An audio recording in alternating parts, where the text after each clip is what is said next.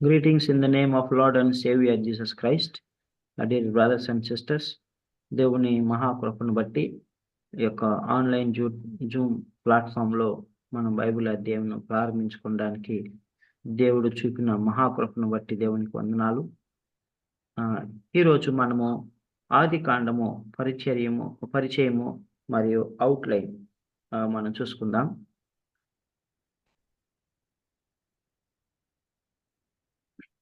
ఆది కాండము యొక్క ప్రాథమిక సమాచారాన్ని కనుక మనం చూసుకున్నట్లయితే ఆది కాండమును రచించినటువంటి రచయిత మోషే. అది పాత నిబంధన గ్రంథంలో మనకి కనిపిస్తుంది. మొట్టమొదటి పుస్తకము. ఇది ధర్మశాస్త్రము అనేటువంటి వర్గం కిందకు వస్తుంది. ధర్మశాస్త్రం అనగా ఆది కాండం నుంచి ద్వితీయోపదేశ కాండం వరకు 5 పంచ గ్రంథాలను మిళితమే ధర్మశాస్త్రము. ఆది కాండము, నిర్గమాకాండము, లేవి కాండము, సంఖ్యాకాండము, ద్వితీయోపదేశ కాండము. మరి ఈ యొక్క ఆది కాండము సుమారుగా 1450 నుంచి 1410 క్రీస్తు పూర్వంలో రాసినట్లుగా మనం చూస్తాం. చరిత్ర కాలాన్ని కనుక మనం చూసుకున్నట్లయితే క్రీస్తు పూర్వము 2000 సంవత్సరం నుంచి 1640వ సంవత్సరం వరకు జరిగినట్లుగా మనం చూసుకుంటాం. ఇది రాయబడినటువంటి స్థలము అయినా చూసినట్లయితే సీనాయి అరణ్యంలో రాయబడినట్లుగా మనం చూస్తాం. ఇది ఎవరి కొరకు రాశారు? ఇది ఇజ్రాయేలీల జాతి కొరకు దేవుడు ఈ యొక్క పవిత్ర గ్రంథాన్ని రాసినట్లుగా మనకు కనబడుతుంది. సో ఆది కాండంలో మనం చూసినట్లయితే కొందరు ముఖ్యమైనటువంటి వ్యక్తులు మనకు కనబడతారు. మొట్టమొదటి వ్యక్తి ఆదాము. దేవుడు సృష్టించినటువంటి ఆదిమ పురుషుడు, మూల పురుషుడు. ఆ తర్వాత ఆదాము యొక్క పక్కటెముకల నుండి మరి దేవుడు చేసినటువంటి హవ్వను ఆదాముకు సహాయకురాలుగా చేశాడు, సాటి అయిన సహాయకురాలుగా చేశాడు. ఆ తర్వాత నోవాహు అనేటువంటి ఒక నీతిమంతుడైనటువంటి ఒక వ్యక్తి మనకు కనబడతాడు. తర్వాత అబ్రహామును దేవుడు ఆ యొక్క ఊరు అనేటువంటి పట్టణం నుండి దేవుడు పిలిచి మరి అబ్రహామును మొట్టమొదటిగా విశ్వాసులకు తండ్రిగా దేవుడైనటువంటి యెహోవా అబ్రహామును ఎన్నుకుంటాడు. అబ్రహాము భార్య అయినటువంటి శారా, తర్వాత అబ్రహాముకు వాగ్దాన పుత్రుడైనటువంటి ఇస్సాకు పవిత్ర భార్య అయినటువంటి రెబ్కా, తర్వాత ఇస్సాకు కుమారుడైనటువంటి యాకోబు మరియు యోసేపు.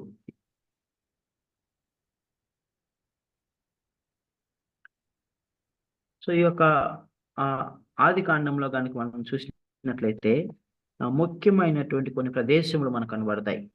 అందులో మొట్టమొదటిది ఆరారాతు పర్వతములు. ఈ యొక్క ఆరారాతు పర్వతములు మనకి ఎక్కడ కనబడతాయి?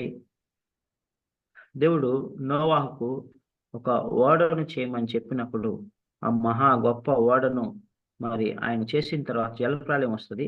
జలప్రళయం వచ్చిన తర్వాత ఆ జలప్రళయంలో ప్రవేశించినటువంటి ఆ యొక్క ఓడలోనికి ప్రవేశించినటువంటి 8 మంది రక్షించబడతారు.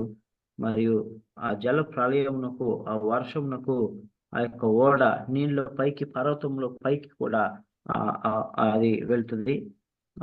అలాగ వెళ్ళిన తర్వాత మరి వర్షము ఆగిపోయిన తర్వాత సుమారుగా 150 దినముల తర్వాత ఆ యొక్క ఓడ ఆరారాతు పర్వతం మీద అక్కడ దిగుతుంది, అక్కడ ల్యాండ్ అవుతుంది అనమాట. సో ఆ పర్వతాలు మనకు కనబడతాయి.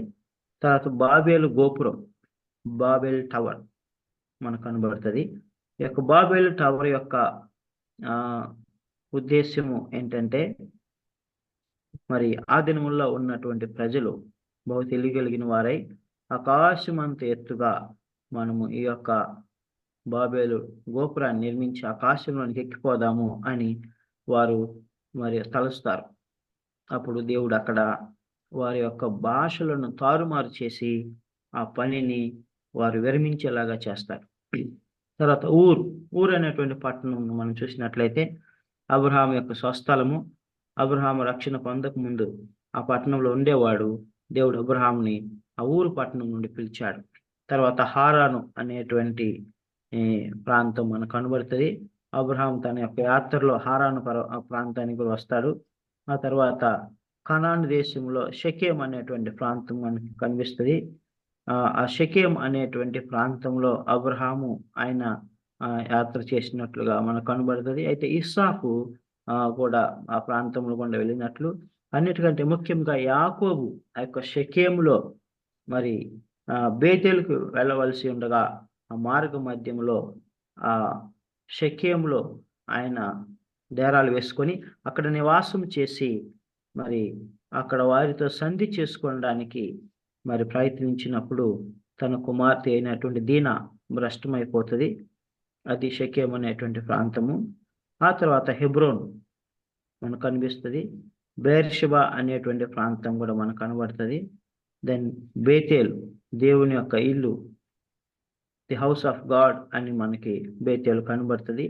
బేతేలు యొక్క ప్రత్యేకత ఏంటంటే అక్కడ దేవుడు యాకోబుకు దర్శనమిచ్చి మరి వాగ్దానం చేస్తాడు. వాగ్దానం ఇచ్చినటువంటి ప్రాంతము.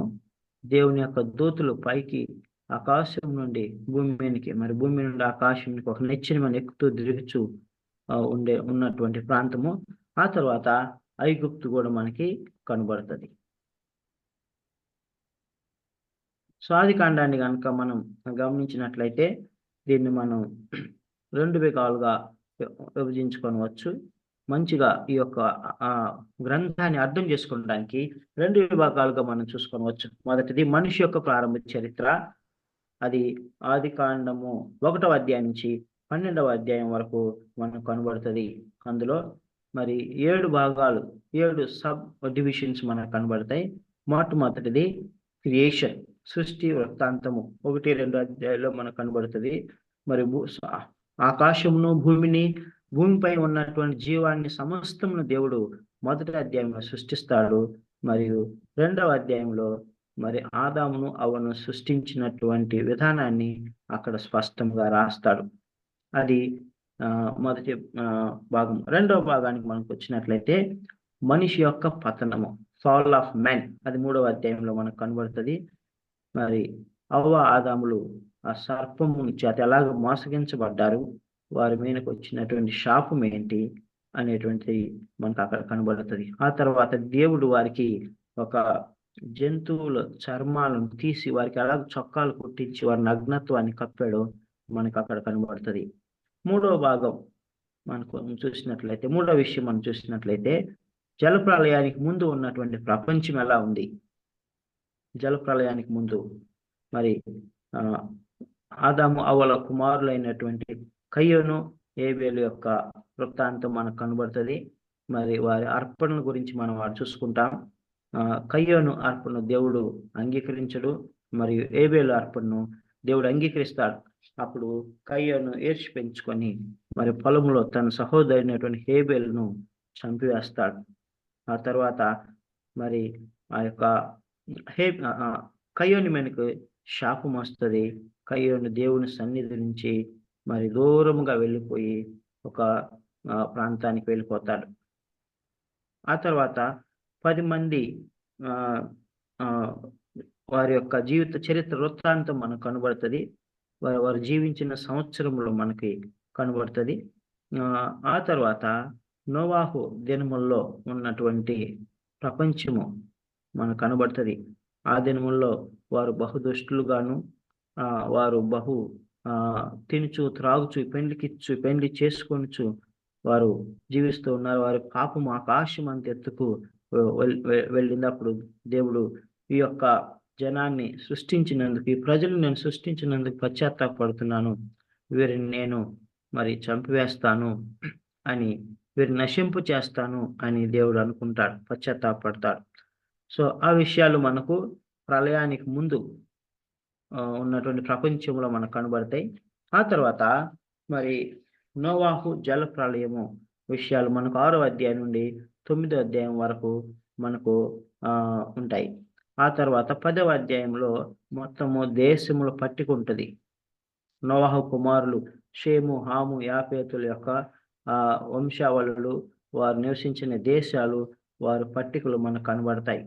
11వ అధ్యాయానికి వచ్చినట్లయితే మరి భాషల గందరగోళం అనే అంశం మనకు కనబడుతుంది. బాబేలు గోపురాన్ని వారు నిర్మించాలని అనుకున్నప్పుడు దేవుడు వారి అతిశయాన్ని అణిచివేయడానికై భాషల గందరగోళాన్ని తీసుకొస్తాడు.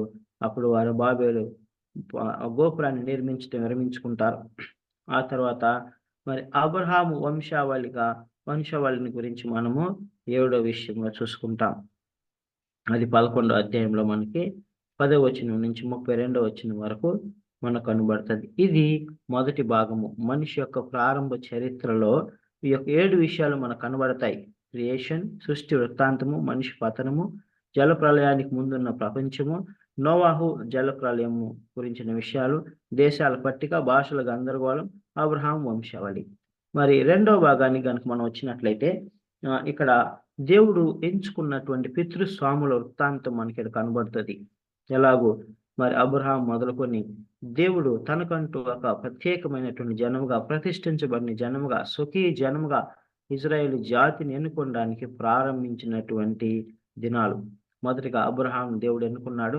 మరి అబ్రహాము ఎన్నుకున్నటువంటి విధానం మనకు 12వ అధ్యాయం నుంచి 23వ అధ్యాయం వరకు మనకు కనబడుతుంది. అబ్రహాం వృత్తాంతం అంతా కూడా ఈ యొక్క 12వ వచనాల్లో మనకు కనబడుతుంది. మొట్టమొదటిగా దేవుడు అబ్రహాంని పిలిచాడు. 12వ అధ్యాయంలో మనం చూసుకుంటాం. 12, 13 అధ్యాయాల్లో. ఆ తర్వాత ఆయన కొంతమంది రాజులతో యుద్ధం చేస్తాడు. అది 14వ వచనంలో మనకు కనబడుతుంది. 3వ విషయంగా అబ్రహాముతో దేవుని ఒడంబడిక. దేవుడు కొన్ని నిబంధనలను అబ్రహాంతో చేస్తాడు. 15వ అధ్యాయం నుంచి 21వ వచనం వరకు మనకు కనబడుతుంది. తర్వాత 22వ అధ్యాయంలో అబ్రహాం పరీక్షకు గురవుతాడు. మరి ఆ పరీక్షలో అబ్రహాము మరి పాస్ అవుతాడు. అబ్రహాము దేవునికి భయపడేవాడని, అబ్రహాము దేవునికి మొట్టమొదటి ప్రయారిటీ ఇచ్చేవాడని దేవుడు గమనించి అబ్రహాంని దేవుడు ఆశీర్వదిస్తాడు. తర్వాత 23వ అధ్యాయంలో సారా మరణం. సో ఇన్ బ్రీఫ్గా మనము అబ్రహామును గురించి మనము ఈ యొక్క 12వ అధ్యాయం నుంచి 23వ వచనం వరకు చూసుకుంటాం. అబ్రహాం పిలుపు, అబ్రహాము రాజులతో యుద్ధం చేసి గెలిచిన విధానము, అబ్రహాంతో దేవుడు చేసిన ఒడంబడిక, అబ్రహాము వచ్చినటువంటి పరీక్ష మరియు సారా మరణం. 2వ పితృస్వామి కనుక మనం చూసినట్లయితే ఆయన ఇస్సాకును గురించి 24వ అధ్యాయం నుంచి 26వ అధ్యాయం వరకు మనం చూసుకుంటాం. మరి ఇస్సాకు వాగ్దాన పుత్రుడని, మరి దేవుడిచ్చినటువంటి వాగ్దాన పుత్రుడుగా మనం చూసుకుంటాం.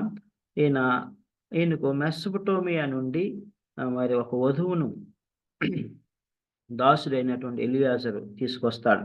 ఆ వాక్య భాగం 24వ అధ్యాయంలో మనకు కనబడతాయి ఆ విషయాలు. తర్వాత అబ్రహాం యొక్క మరణం 25వ వచనంలో మనకు కనబడుతుంది. దెన్ ఇస్మాయేలు, ఏశావు మరియు యాకోబులు గురించినటువంటి వృత్తాంతము 25వ అధ్యాయంలో మనకు కనబడుతుంది. మరియు ఇస్సాకుతో తన ఒడంబడికను దేవుడు ధృవీకరించడం 26వ అధ్యాయంలో మనకు కనబడుతుంది. ఇది ఇస్సాకును గురించినటువంటి వృత్తాంతం. మెసొపొటేమియా నుండి రెబెకాను వధువుగా తీసుకొచ్చినటువంటి విధానము, అబ్రహాం మరణము, ఇస్మాయేలు, ఏశావు, యాకోబుల యొక్క మరి వారిని గురించి, తర్వాత ఇస్సాకుతో తన ఒడంబడికను దేవుడు ధృవీకరించడం అనేటువంటిది 26వ అధ్యాయంలో మనకు కనబడుతుంది. 3వ పితృస్వామిని కనుక మనం చూసినట్లయితే ఈ యొక్క 3వ పితృస్వామి యాకోబు. 27వ అధ్యాయం నుంచి 35వ అధ్యాయం వరకు మరి యాకోబుని గురించినటువంటి వృత్తాంతం మనకు కనబడుతుంది. ఈ యొక్క యాకోబు గురించి మనము 5 విషయాలుగా మనం అర్థం చేసుకోవచ్చు. యాకోబు యొక్క వృత్తాంతాన్ని 5 విషయాల్లో మనం అర్థం చేసుకోవచ్చు. మొట్టమొదటిది, యాకోబు తన తండ్రిని మోసం చేయటం 27వ అధ్యాయంలో మనకు కనబడుతుంది. తర్వాత మరి హారానుకు పారిపోయాడు, అది 28వ అధ్యాయంలో మనకు కనబడుతుంది. తర్వాత మరి యాకోబుతో దేవుడు తన ఒడంబడికను ధృవీకరించటం 28వ అధ్యాయం 11 నుంచి 22వ వచనం వరకు మనం చూస్తాం. తర్వాత మరి హారానులో యాకోబు జీవించినటువంటి 20 సంవత్సరముల వృత్తాంతం అక్కడ మనకు కనబడుతుంది. అక్కడ ఆయన వివాహం గురించి, ఆయన సంపాదించినటువంటి సంపదను గురించి, మరి తన మామ అయినటువంటి లాబానుకు ఆయన చేసినటువంటి ఓడిగం గురించి మనకు అక్కడ కనబడుతుంది. ఆ తర్వాత 5వ విషయానికి వచ్చినట్లయితే కానానుకు యాకోబు తిరిగి రావడం 31 నుంచి 35 వచనాలు మనకు కనబడుతుంది. తన అన్న అయినటువంటి ఏశావుని ఎదుర్కొనడానికి వచ్చినప్పుడు ఏ విధంగా ఆయన దేవుణ్ణి సంధించాడో, దేవుని పాదములు పట్టుకున్నాడో, దేవుని పాదములు పట్టుకొని ప్రభా నీవు నన్ను దీవించితే గాని నేను నిన్ను విడిచిపెట్టను అని మొక్కుకుంటాడు. సో 4వ పితృస్వామిని కనుక మనం చూసినట్లయితే యోసేపు గురించి 37వ అధ్యాయం నుంచి 50వ అధ్యాయం వరకు మనకు ఆది కాండంలో కనబడుతుంది. ఈ యొక్క యోసేపు యొక్క జీవితాన్ని కనుక మనం అర్థం చేసుకోవాలంటే 6 విషయాలుగా మనం దీన్ని విడగొట్టుకోవచ్చు. మొదటిది యోసేపును బానిసత్వానికి విక్రయించడం. రెండవది యోసేపు గొప్పతనం, దేవుడు ఎలాగో యోసేపును హెచ్చించాడో మనకు కనబడుతుంది. మూడవ విషయము యోసేపు తన సోదరులతో వ్యవహరించినటువంటి తీరు. తన సహోదరులను గుర్తించినప్పుడు వారి యొక్క దేశంలో కానానులో కరువు వచ్చినప్పుడు ఐగుప్తునకు వారు ధాన్యం కొరకు వచ్చినప్పుడు మరి యోసేపు తన సహోదరులను గుర్తుపడతారు. అయితే తన సహోదరులు యోసేపుని గుర్తుపట్టారు. తన సహోదరుని యోసేపు గుర్తుపట్టిన తర్వాత వారితో ఎంత ప్రేమగా ఆప్యాయతగా దేవుని ప్రేమను వారి చూపిస్తూ వారిని మంచిగా చూసుకుంటాడు. వారు చేసినటువంటి తప్పులను క్షమిస్తాడు. ఆ తర్వాత యాకోబు ఈజిప్టుకు వెళ్ళినటువంటి విధానం మనకు కనబడుతుంది. ఆ తర్వాత 5వ విషయానికి వచ్చినట్లయితే యాకోబు ఆశీర్వాదము మరియు ఆయన యొక్క మరణము, ఆయన యొక్క ఖననం మనకు కనబడుతుంది. మరి 6వ విషయము యోసేపు యొక్క చివరి గడియలు, చివరి రోజులు, అది 50వ అధ్యాయంలో మనకు కనబడుతుంది. సో ఈ విధంగా యోసేపు యొక్క జీవన వృత్తాంతాన్ని మనం మరి ఈ యొక్క 6 విషయాల ద్వారా అర్థం చేసుకోవచ్చు. 37వ అధ్యాయం నుంచి 50వ వచనం వరకు రాయబడి ఉంది. యోసేపు బానిసత్వానికి విక్రయించబడడం, యోసేపు గొప్పతనం, యోసేపు సోదరులతో వ్యవహరించినటువంటి తీరు, వారిని ప్రేమించి క్షమించినటువంటి తీరు, యాకోబు ఈజిప్టుకు వెళ్ళడం, మరియు యాకోబు యొక్క ఆశీర్వాదం మరి ఆయన ఖననం, మరియు యోసేపు యొక్క చివరి మాటలు, చివరి రోజులు. సో ఇంకొంచెం మనం ఆది కాండంని అర్థం చేసుకున్నాలంటే మరి ఆది కాండము మరి సమస్తమునకు ప్రారంభము, బిగినింగ్ ఫర్ ఎవ్రీథింగ్. విశ్వాన్ని సృష్టించింది ఆది కాండంలోనే. మరి భూమిని, మానవులను, మరి పాపము కూడా ఆది కాండంలోనే ప్రారంభమైంది. మరి దేవుని యొక్క రక్షణ ప్రణాళిక లాంటి అనేక ముఖ్యమైన సంగతులు మరి ప్రారంభం గురించి వివరిస్తూ ఉంది. మరి ఆది కాండంలో మనం చూసినట్లయితే భూమి చక్కగా మంచిగా చేయబడిందని మనకు తెలియజేస్తూ ఉంది. మానవుడు దేవునికి ప్రత్యేకమైనటువంటి వారు. దేవుడు జీవమును సృష్టించి దాన్ని కాపాడి కొనసాగించువాడు. సో ఇది ప్రారంభం. అంటే భూమి ఆకాశములను ప్రారంభించాడు. తర్వాత పాపము కూడా ఆది కాండంలోనే ప్రారంభమైంది. అయితే ఆ పాపమునకు ప్రాయశ్చిత్తం కూడా ప్రభు అయినటువంటి యేసుక్రీస్తు ఏదెను వనంలో ఆ యొక్క జంతువుల చర్మాన్ని మరి తీసి అవ్వ ఆదాముల యొక్క నగ్నత్వాన్ని కప్పినట్లుగా మనం చూస్తాం. అది దేవుడికి బలి అర్పించి పాప పరిహారార్థ బలిగా అర్పించినట్లుగా మనం చూస్తాం. ఆ విధంగా దేవుడు మానవులు దేవుని ప్రత్యేకమైనటువంటి వారు. దేవుడు జీవమును సృష్టించి దాన్ని కాపాడి కొనసాగించువాడు. మానవుడు ఎంత బలహీనుడైనప్పటికీ, మరి అవిధేయుడైనప్పటికీ, సందేహించినప్పటికీ దేవుని యొక్క ప్రేమ మానవుని విడిచిపోలేదు. పాపమునకు పర్యవసానాన్ని అవ్వాదములు అనుభవించారు, కానీ దేవుని ప్రేమను వారు కోల్పోలేదు. దేవుడు వారిని విడిచిపెట్టలేదు. రెండవది మనం చూసినట్లయితే అవిధేయత, డిసోబీడియన్స్ అనేటువంటిది కూడా ఆది కాండంలో మనకు కనబడుతుంది. మానవులు ఎల్లప్పుడూ గొప్ప ఎంపికలు చేసుకునేటువంటి అవకాశం కలిగి ఉన్నారు. అంటే దేవుడు మానవునికి స్వేచ్ఛనిచ్చాడు. దేవుడు మానవునికి ఫ్రీడమ్ ఇచ్చాడు. సో అవిధేయత అనేది మానవులు దేవుని జీవిత ప్రణాళిక ఎంపిక చేసుకొని పోవుట. అంటే అవిధేయత అంటే ఏంటంటే దేవుడు మానవునికి ఏ ప్రణాళిక అయితే ఇచ్చాడో ఆ ప్రణాళికను ఎంపిక చేసుకోనకుండా మరి తన సొంత ప్రణాళికను ఎంపిక చేసుకోవటమే అవిధేయత. ఆదికాండం మానవులు ఎందుకు చెడ్డవారుగా ఉన్నారో వివరిస్తా ఉంది.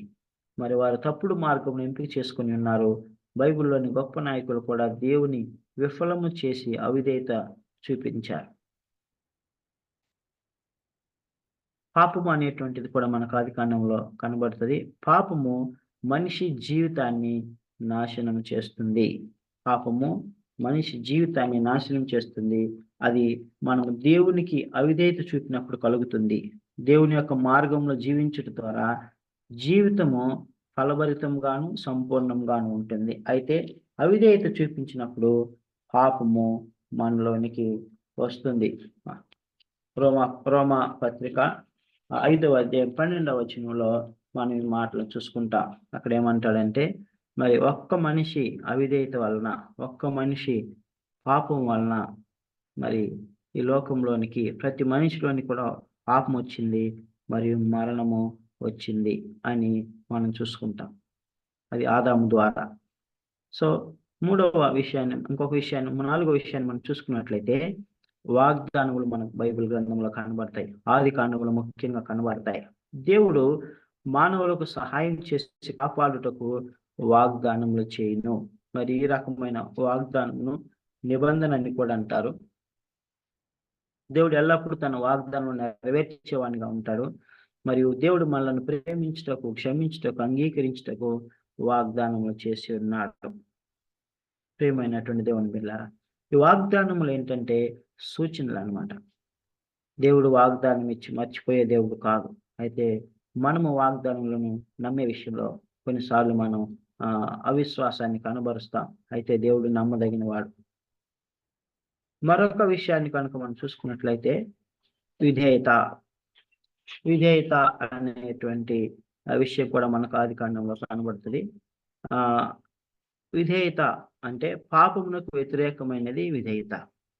విధేయత దేవునితో మనకు ఉన్నటువంటి సంబంధమును పునరుద్ధరిస్తుంది. దేవుని వాగ్దానముల యొక్క ప్రయోజనం పొందాలి అంటే ఆయనకు విధేయత చూపటం ఒక్కటే మార్గం. ఆదికాండంలో మనం చూసినట్లయితే అబ్రహాం విధేయతను చూపించాడు, వాగ్దానాలను నమ్మాడు. ఆయన మరి విశ్వాసులకు తండ్రి అయ్యాడు. ప్రియమైనటువంటి దేవుని బిడ్డలారా, మరి వాగ్దానాలను మనం నమ్మినప్పుడు, విధేయత చూపించినప్పుడు దేవుని యొక్క ఆశీర్వాదాలను మనం చూస్తాం. దేవుడు మనకు చేసినటువంటి నిబంధనలను, దేవుడు మనకి ఇచ్చినటువంటి వాగ్దానములు నెరవేర్పును మన జీవితంలో మనం చూస్తాం. మన తర్వాత సంతతి వారు కూడా చూస్తారు. అబ్రహాముకు దేవుడు ఇచ్చినటువంటి వాగ్దానాలను, మరి నిబంధనలను తన కుమారుడైనటువంటి ఇస్సాకు అనుభవించాడు. ఆ తర్వాత యాకోబు అనుభవించాడు. ఆ తర్వాత ఇజ్రాయేలు జాతిగా ఏర్పడి ఇజ్రాయేలు జాతి కూడా మరి అబ్రహాంకి ఇచ్చినటువంటి వాగ్దానములను, నిబంధనలను అనుభవించారు. ఆ తర్వాత అభివృద్ధి కూడా మనకు ఆదికాండంలో కనబడుతుంది. ఫ్రూట్ఫుల్నెస్ అంటే దేవుడు మీరు అభివృద్ధి చెంది ఫలించుడి, భూమి మీద విస్తరించుడి అని ఆశీర్వదించాడు ఆదాము అవ్వలను. అదేవిధంగా జీవ జంతువులను కూడా దేవుడు అలాగనే ఆశీర్వదించాడు.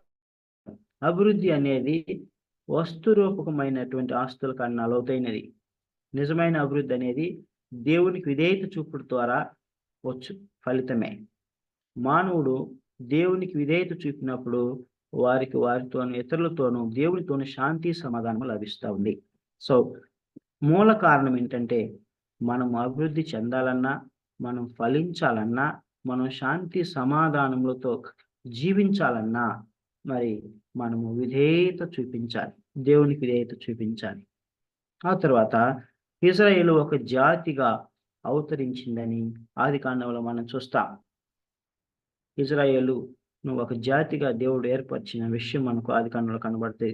తన కొరకు ఒక జనాంగమును ప్రత్యేకపరచుకోవాలని దేవుడు ఉద్దేశం కలిగి ఇశ్రాయేలు దేశమును ప్రారంభించడం ఆదికాండంలో జరిగింది. మరి వీరి ద్వారా దేవుడు లోకములో తన మార్గములను సజీవంగా ఉండాలని, ఆయన ఎలాంటి వాడు అనేది లోకంలో తెలుసుకోవాలని, యేసుక్రీస్తు ప్రభు పుట్టుక కొరకు లోకమును సిద్ధపరచాలని ఆయన అభిష్టము. ఒక జాతిగా ఏర్పరచుకొని సర్వలోకమునకు నేనే దేవుడును, నేనే మరి ఈ సృష్టికర్తను, నేనే సర్వ శరీరులకు దేవుడును, నేనే ఉన్నవాడును, అనువాడును, నేను తప్ప వేరొక దేవుడు లేడు అని ఆ జాతి ద్వారా ప్రపంచానికి చాటి చెప్పాలి. అనేటువంటిది దేవుని యొక్క అభిష్టము, దేవుని యొక్క దేవుని యొక్క చిత్తమై ఉన్నది, దేవుని యొక్క కోరికై ఉన్నది. మరియు లోకమును కూడా యేసుక్రీస్తు యొక్క పుట్టుక కొరకు సిద్ధపరచాలి అనేటువంటిది దేవుని యొక్క ఉద్దేశమై ఉన్నది.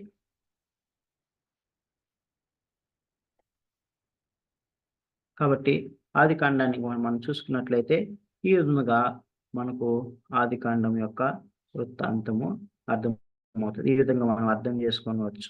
ఆది కాండమును 2 విభాగాలుగా మనం విభజించుకోవచ్చు. మొదటిది సృష్టి వృత్తాంతము, మరియు రెండవది మరి పితృస్వాముల యొక్క జీవన విధానము, వారి గురించి మనం దేవుడు ఎంచుకున్నటువంటి పితృస్వాముల గురించి మనకి కనబడుతుంది. దేవుడి మాటలు దీవించును గాక.